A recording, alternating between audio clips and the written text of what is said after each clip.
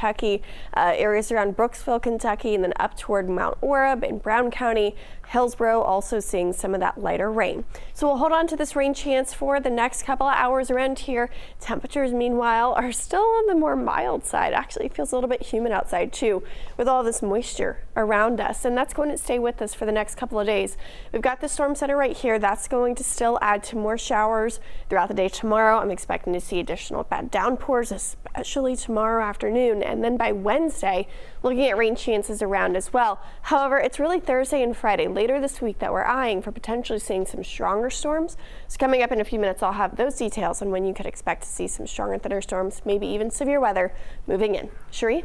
Allison, thank you. I want to get to some breaking news happening right now in northern Kentucky. Emergency crews are searching a lake, fearing someone went under. That's right. A small boat was found capsized, and they were trying to figure out if someone was in the water. This is all happening on Campbell County Lake at A.J. Jolly Park in Alexandria.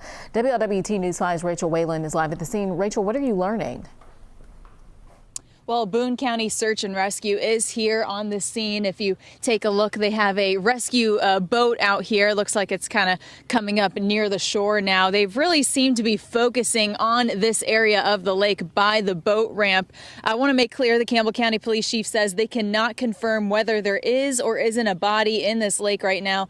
Campbell County Police say a man in a red truck came to the lake around 11 last night. This morning around 9 o'clock, the park found his small boat capsized. Boone County Search and Rescue have been here now since noon, along with Campbell County Police, Campbell Fire Rescue, and Kentucky Fish and Wildlife. This isn't a terribly big lake. It's about 200 acres in size, so crews are hoping to have answers sooner rather than later. Again, they seem to be circling this area by the boat ramp right now. We also saw a new unit pull up with the search and rescue, this bigger unit here down by the boat ramp. We saw some people pulling out some scuba gear, some diving gear. So again, we're just going to have to keep check to see if they found anything, what they've found. For now, the park is open, but this boat ramp obviously is closed as this is going on. But you can count on us to keep you updated. I'm reporting by the A.J. Jolly Park. Rachel Whalen, WLWT News 5. All right, Rachel, thanks for the update. We'll keep everybody posted, honoring the lives of officers who made the ultimate sacrifice, of course, including retired Hamilton County deputy who was killed this month. That's right. National Police Memorial Week is underway across the country. And here in Cincinnati, it began with a solemn show of unity. WLWT News 5's Karen Johnson is at the Fallen Officers Police Memorial on the West End with more. Hi, Karen. Yeah, hey, Ashley. You know, just 10 days ago, our community lost another officer, Hamilton County Sheriff's Deputy Larry Henderson. And I can tell you, he was on the minds of so many, as all fallen officers from around the county were honored and remembered.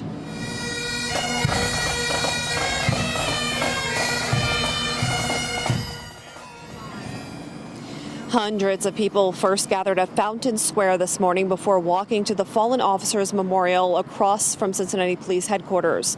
This year, the march carried an even heavier weight. Deputy Henderson's death is still very fresh, and his absence is felt by law enforcement and the community, as well as his family members. His wife, children, and sister were present today as the police community reflected on his life and legacy.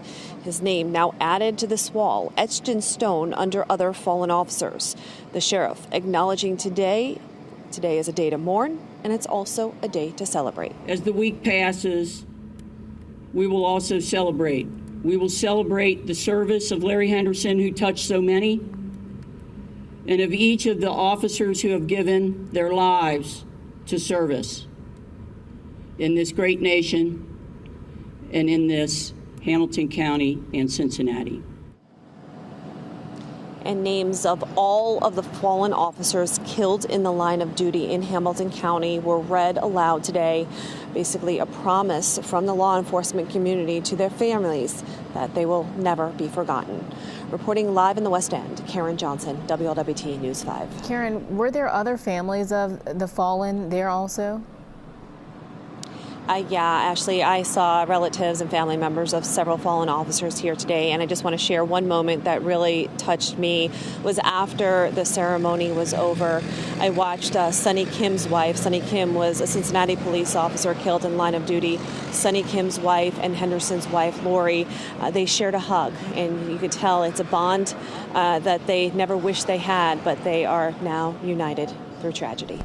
Yeah, a support system. Karen Johnson reporting for us tonight. Thanks so much, Karen.